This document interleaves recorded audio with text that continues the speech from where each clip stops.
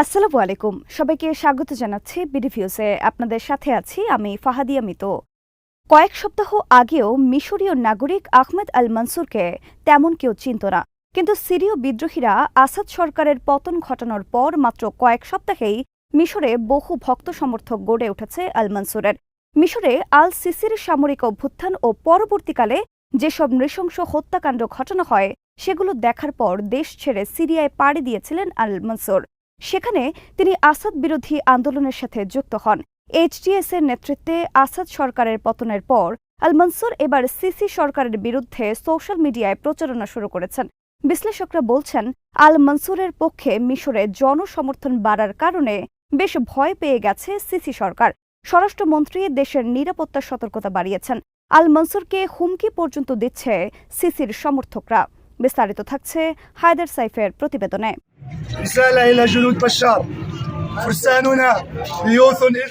আল মনসুর বাশার আল আসাদের বিরুদ্ধে সিরীয় বিদ্রোহীদের সাথে মিলে লড়াই শুরু করেন সেই ২০১৩ সালে। বিদ্রোহীদের হাতে দামেস্কের পতনের পর থেকে বহু ভিডিও প্রকাশ করেছেন Mansur.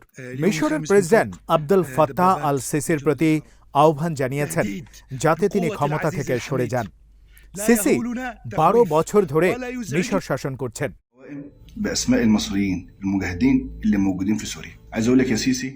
It's your turn dictator hashtag দিয়ে প্রায় প্রতিদিন ভিডিও প্রকাশ করছেন আল মনসুর। ২০১১ সালে সিরিয়ানরা ইটস ইয়োর টার্ন ডক্টর এই স্লোগান দিয়ে মাঠে নেমেছিল। ওই স্লোগানের অনুকরণে হ্যাশট্যাগ ব্যবহার করছেন আল মনসুর। এইসব ভিডিওতে তিনি উত্তর আফ্রিকার দেশ মিশরের বিপর্যস্ত রাজনৈতিক ও অর্থনৈতিক অবস্থা তুলে ধরছেন।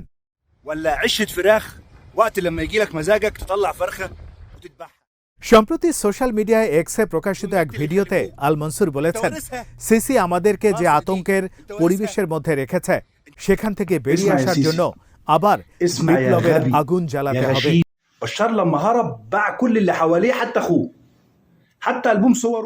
সামরিক অভ্যুত্থানের মাধ্যমে মিশরের প্রথম গণতান্ত্রিকভাবে নির্বাচিত প্রেসিডেন্ট মোহাম্মদ মুরসিকে ক্ষমতাচ্যুত করে ২০১৩ সালে ক্ষমতায় আসেন সাবেক সেনাপ্রধান আল সিসি। সাম্প্রতিককালে প্রতিবেশী গাজার ভয়াবহ মানবিক বিপর্যয় নিয়ে মিশরের ভূমিকা এবং দেশের দুর্বিষহ অর্থনৈতিক পরিস্থিতির কারণে সিসির বিরুদ্ধে মিশরীয়দের ক্ষোভ ব্যাপক হারে বেড়ে গেছে।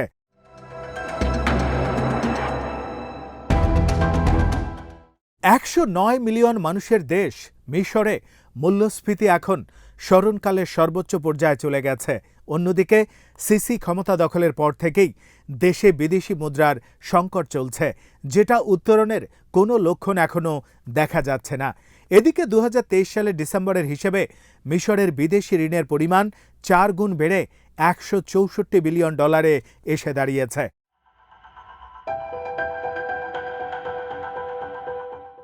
দেশে যতই দুর্ভোগ থাক না কেন, সিসি সবসময় দাবি করেছেন দেশের এই দুরবস্থার জন্য তার কোনো দায় নেই। আসাদের সাথে নিজেকে কোনো রকম তুলনা করা থেকেও দূরে থাকার চেষ্টা করছেন তিনি। আসাদের সাথে নিজের পার্থক্য বোঝাতে গিয়ে একাধিক বক্তৃতায় তিনি বলেছেন, তার হাত মিশরীয়দের রক্তে সিক্ত নয়, কিংবা দেশের সম্পদকে তিনি কুক্ষিগত করেননি।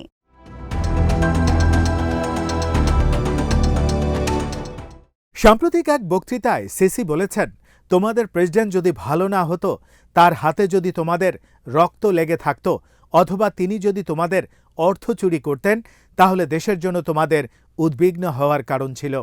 স্রষ্টাকে ধন্যবাদ, এইসব কোনো ইস্যু এখানে নেই।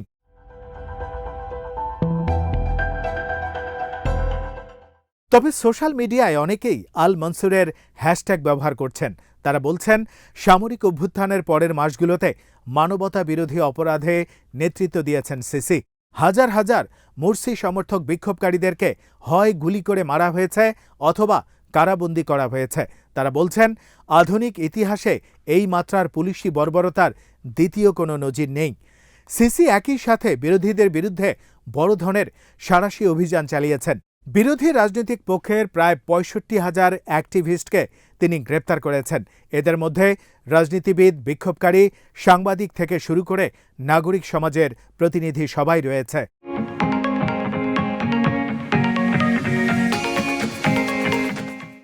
আসাদ সরকারের পতনের পর প্রাথমিক পর্যায়ে এর প্রতিবাদ করেছিল মিশর সরকার। জানা গেছে এখন তারা সেই সব মিশরীয়দের তালিকা তৈরি করছে যারা সিরিয়ার গণ অভ্যুত্থান শুরুর পর সেখানে গিয়ে লড়াইয়ে অংশ নেয়ার সিদ্ধান্ত নিয়েছিল।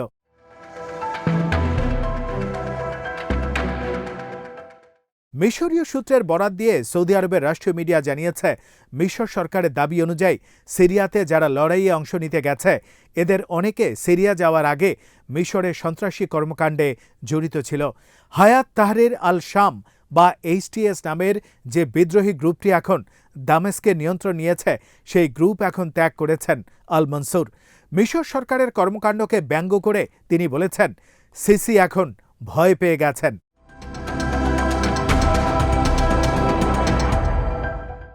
সম্প্রতি এক ভিডিওতে আল মনসুর বলেছেন, সিরিয়াতে যে মিশরীয়রা লড়াই করছে তাদের তালিকা তৈরি করছে সিসি। তাকে আমার একটা কথা বলার আছে, তুমি একটা স্টুপিড, তুমি ভয় পেয়ে গেছো। সংবাদ মাধ্যম আরাবি 21 জানিয়েছে, আল মনসুরের এই ভিডিও প্রকাশের পর মিশরীয় কর্তৃপক্ষ তার পরিবারের বেশ কয়েকজন সদস্যকে গ্রেফতার করেছে। এদের মধ্যে তার বাবা এবং চাচাও রয়েছে। اسمع يا سيسي اسمع يا غبي। এক্সে আরেক ভিডিওতে আল মনসুর 4টি প্রধান দাবি জানান। দাবিগুলো হলো, প্রেসিডেন্ট সিসিকে পদত্যাগ করতে হবে, মিশরের সেনাবাহিনীকে রাজনীতি থেকে সরাতে হবে, সকল রাজনৈতিক বন্দীদেরকে মুক্তি দিতে হবে এবং 2011 সালের 25শে জানুয়ারির বিপ্লবের মূলনীতিগুলোকে ফিরিয়ে আনতে হবে। 2 خروج الجيش من الحياة السياسية। জানা গেছে, আল মনসুর সোশ্যাল মিডিয়ায় তার প্রচারণা শুরুর পর থেকে মিশরের কর্মকর্তারা এতটাই ভয় পেয়ে গেছে যে দেশের স্বরাষ্ট্রমন্ত্রী সম্প্রতি সিনিয়র নিরাপত্তা কর্মকর্তাদের সাথে বৈঠক করেছেন এবং দেশের সর্বোচ্চ পর্যায়ের নিরাপত্তা সতর্ক অবস্থা জারি করেছেন।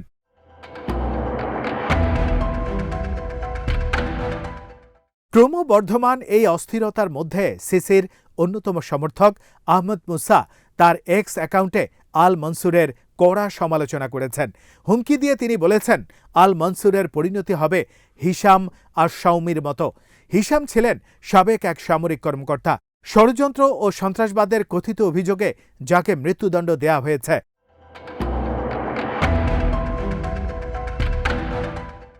সিসির আরেক সমর্থক নাশাত আল দাইহি তার টেলিভিশন শোতে আল মনসুরের সমালোচনা করেছেন।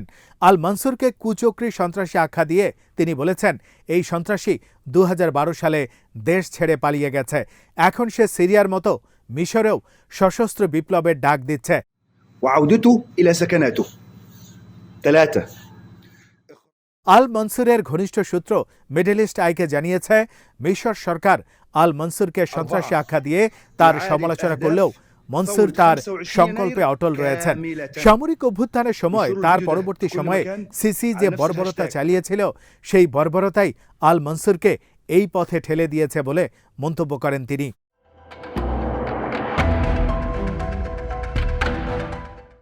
মনসুরের জন্ম মিশরের আলেকজান্দ্রিয়ায়। তিনি আল আজহার বিশ্ববিদ্যালয়ে লেখাপড়া করেছেন এবং নেভাল একাডেমিতেও প্রশিক্ষণ নিয়েছেন। নেভাল একাডেমিতে তার অধ্যয়নের বিষয় ছিল লজিস্টিক। আল মনসুর পরবর্তীতে institute for the preparation of টিচার্সে অধ্যয়ন করেন এবং মিশরীয় টেলিভিশনে ইসলামিক বিষয়ে বক্তৃতা করেছেন। 2010 সালে পুলিশ খালেদ সাইদকে নির্যাতন করে হত্যা করার পর আল মনসুরের চিন্তায় পরিবর্তন আসে। হোসনি মোবারকের পতনের পর আল মনসুরের মুসলিম ব্রাদারহুড বা অন্য কোনো রাজনৈতিক দলের সাথে কোনো সংশ্লিষ্টতা ছিল না। এরপরে যে আল আদাওয়া হত্যাকাণ্ড ঘটে সেটা তাকে চরমভাবে বদলে দেয়।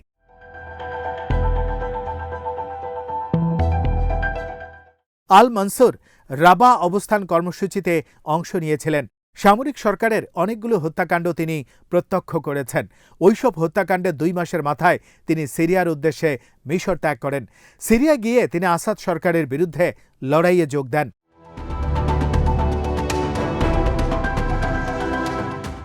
সিরিয়াকে ঘিরে যেসব ঘটনা ঘটছে সেগুলোর প্রেক্ষিতে মিশর সরকার নিরাপত্তা ব্যবস্থা জোরদার করেছে। বিশেষ করে যেসব সিরীয় নাগরিক মিশরে বাস করছে তাদেরকে বিশেষ নজরদারিতে রাখা হচ্ছে। মিশরে বসবাসরত সিরীয় নাগরিকদের একটা বড় অংশই শরণার্থী হিসেবে সেখানে বাস করছেন।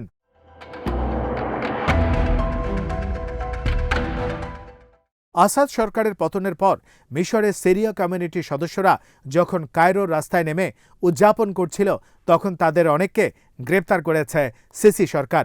অনুমতি না নিয়ে বিক্ষোভ করার অজুহাত দেখিয়ে তাদেরকে গ্রেপ্তার করা হয়।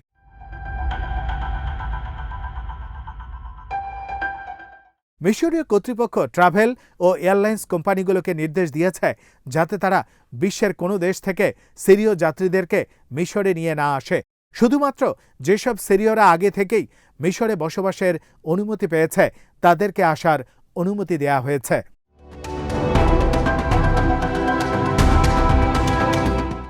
আজ এখানেই শেষ করছে। সবাই ভালো থাকুন, সুস্থ থাকুন আর দেখতে থাকুন বিডিভিউজ। চ্যানেলটি ভালো লাগলে সাবস্ক্রাইব করুন, সংযুক্ত থাকুন আমাদের ফেসবুক পেজে। আল্লাহ হাফেজ।